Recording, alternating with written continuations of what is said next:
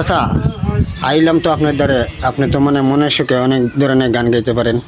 তো আমরা দর্শকের মানে বিনোদন দেওয়ার জন্য আপনার কাছ থেকে মানে একটা গান শুনতে চাই, আপনি একটা গান গান।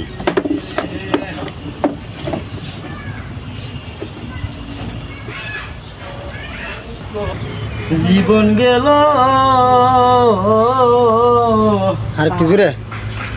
আমার সুখ বুঝি হইল না, জানি গো